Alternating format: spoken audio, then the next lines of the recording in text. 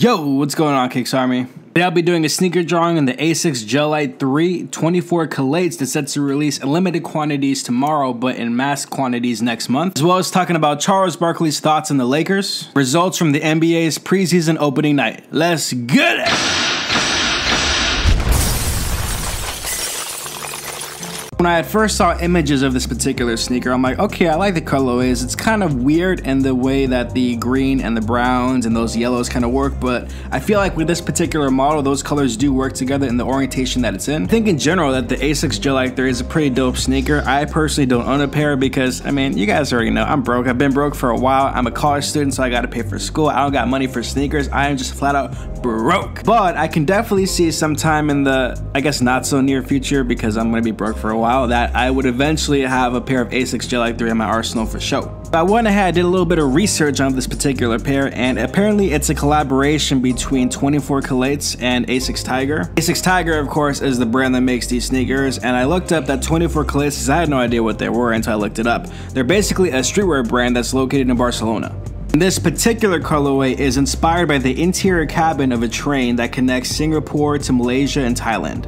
Some of the materials they use are green suede for the toe and the heel, as well as they have leather that comprises the upper where a lot of that brown is. I'm not sure of the retail price at the moment. We do know that they're going to release a limited run at the 24 Kilates location first tomorrow on the 29th, and then the worldwide release will be on October 6th, so that would be next month. Actually, it's not even really next month, like it kind of is, but it's really just the week after since it's the 6th. It's not like the 29th or anything. Overall, it's a pretty dope sneaker. You guys already know that I'm not copping this because I don't got money. Like, I just told you guys I don't have money. I don't have money, I can't buy these shoes, but if you guys are interested, this will be releasing next month. Kind of sidestepping the sneaker for a bit, I would love to have the opportunity in the future to go ahead and collaborate with Asics, in particular with this model, to kind of do my own custom collaboration with the colorway. That's always been one of the things that I wanted to do ever since I really got into sneakers. Of course, I'd like to do that with Nike and Jordan as well, but this is another thing I'd like to do that's on the list. And just know that if this ever comes into fruition, that you first heard it here, folks. I told you. If you guys enjoy these daily sneaker drawing videos and basketball discussions, make sure you hit the like button, and if you're new to the channel, make sure you hit that subscribe button and bounce past that bell to get post notifications. And more importantly, if you like the stencil that you see on the screen, this is a new stencil, by the way, I just added it today. You guys can go ahead and visit my website, KicksArt.com. KicksArt.com is your #1 source for free sneaker stencils. You know why it's #1? Because I'm biased, to be honest. I think it's #1. If there's another website out there that's better than mine that does what I do, then I gotta know about it. I gotta, you know, step up my game or something. But I will say this, in my defense from my website, is there another website that offers what I do that allows you to send in requests for stencils that are not available that you want to see added?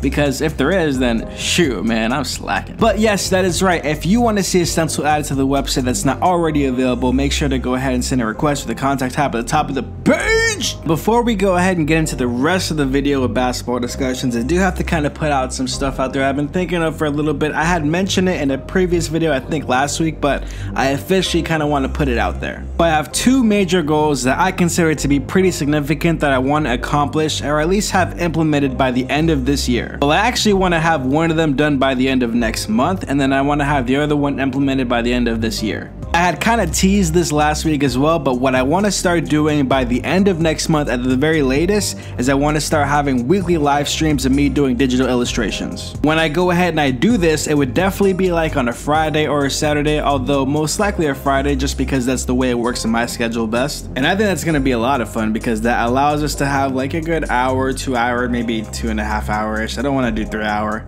The chance to kind of like talk about stuff live.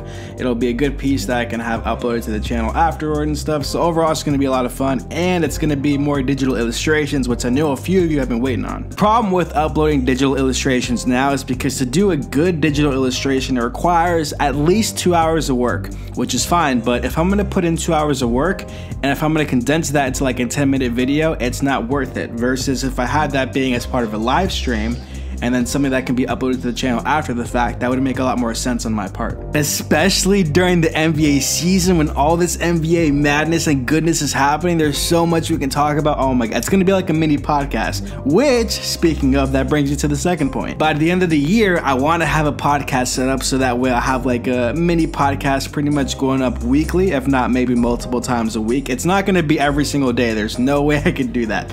doing videos every day is enough, trust me. And you might be thinking, well, you know, KicksArt, why would we want a podcast? Which, first of all, if that's what you think, then, you know, dang, yo, like, go easy on me. I thought you guys are my fans. Part of the Kicks army, right? But for the reason why I wanted to do a podcast, and I've been wanting to do this for like well over years, because there are a lot of things that I'm interested in that I definitely want to talk about that don't really fit for this channel. For example, I love watching movies, okay? I go see movies almost every single time it's like a big movie opening night. All of the big blockbuster movies, me and like at least one other buddy go to see it opening night, and usually after we see it, there is something, or if not a lot of things that we want to talk about. So of course that'd be kind of like a spoilerish podcast, but besides that, you know, there's video games I want to talk about, just a whole bunch of different things I want to talk about in my life. And the best part is when I do these podcasts, I can actually swear in them, because like guys, like when I talk in real life, I actually swear a decent amount. I probably shouldn't swear as much as I do, but I do, so it'll be fun to kind of see my actual personality, me not censoring myself for the channel. Of course, when any of these things really start to go into full effect, I will be sure to let you guys know in these videos, as well as any other updates that I have for the channel as well, so you guys will always stay notified when you watch my daily videos. Let me know what you guys think about these two things, if you're excited for the live streams, if you're excited for the podcast. And guys, like I'm telling you, I'm excited. I hope at least one of you guys are excited about it. Now, first of all, we got a quote from Charles Barkley. He said about the Lakers, quote, "The problem is that team is not very good. The Lakers are not a contender. They are probably a number 5 or 6 seed in the West." As you guys already know, my opinion on how the Lakers will do this season, I project them to be a 50+ win team, which I gotta admit, that's a little steep, but I believe they can do it, okay? They had 35 wins last season. They missed Lonzo Ball for like a third of the season or whatever. They didn't have LeBron James, right? They didn't have LeBron James.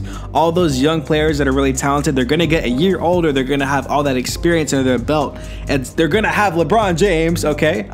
They added some other veterans, and yeah, they have LeBron James. What more do I have to say? That comment alone solidifies the argument for me, all right? So I project them to win 50+ games. I also believe that it depends on their seeding, of course. If they go up against the Golden State Warriors, it might be a little bit tricky if they, you know, face them in the first round, but I believe they can make it to the second round, so that's not too far-fetched of a theory in my part, at least. But based off the pieces that they have, based on the pieces that they added, not just LeBron James, but the other veterans, they got Rajon Rondo, they added Lance Stevenson, they added JaVale McGee, which you can, you know, do what you will about that comment, and they added I forgot his name, Michael Beasley. That's who they added. I had to think about that for like a good minute.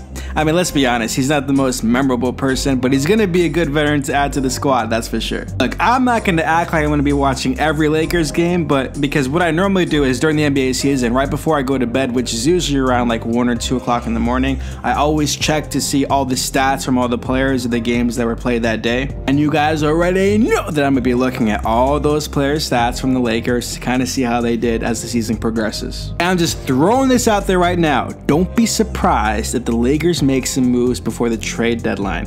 You know why? Because I mean, they're gonna have to, like, they're obviously gonna add pieces, and if certain pieces don't work, of course they're gonna try to either remove those pieces and or trade them. But I expect at the very least that they add one new piece to that squad right before the trade deadline ends, so that way they can have a somewhat completed team by the end of this year. And that's all gonna change by next season anyway, so it doesn't really matter too much. And for the record, I think the Lakers are gonna be like a 3rd or 4th seed, so that would kind of defeat Charles Barkley's thing of being a 5th or 6th seed.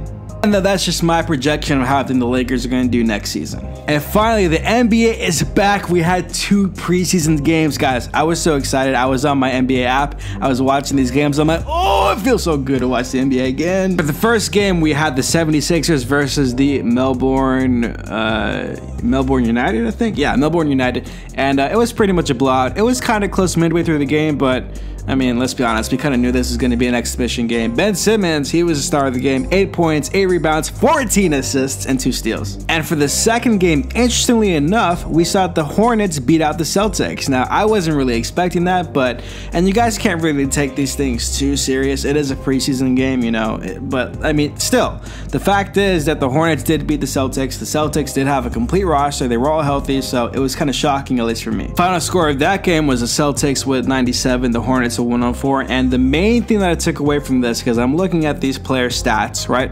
I'm looking at their field goal percentage and all that. And one stat that I personally like to look at is plus minus. Basically, that is a stat that also accounts for the intangibles like steals, things that basically aren't necessarily offense related but also equate to the sport of basketball. It's kind of one of those stats that are a more complete stat for determining how a player did for their team. And the only thing that you need to know is that out of the Boston Celtics starting 5, the only player who was in the positive was Al Horford, and he was a positive 1. Just to give you guys a little point in reference, all the starters for the Hornets had a positive plus minus, and the person who had the lowest plus minus was the center Cody Zeller, and he had 6. So, I mean, that should tell you why the Celtics lost the game. They weren't playing that good. So I hope the Celtics take this game and they're like, guys, remember when we lost that first preseason game and we looked so bad, or at least we didn't look complete? Yeah, we can never let that happen ever again, ever. Hopefully this game will be the game that fuels the fire, that makes it so that way they never forget how it is to lose as a complete unit for at least one full game. But for real, Celtics, just do better next time. That's all you gotta do, just do better. But that's gonna do it for today's video. If you guys enjoy these daily sneaker drawing videos, make sure you hit that like button, and if you're new to the channel, make sure you hit that subscribe button and bounce past that button to get post notifications. Don't forget to visit KicksArt.com for all your sneaker Stencil needs, and guys, make sure you check out the over 280 videos on the channel. You guys already know that I'm uploading daily sneaker drawing videos. I will see you guys tomorrow. Yee!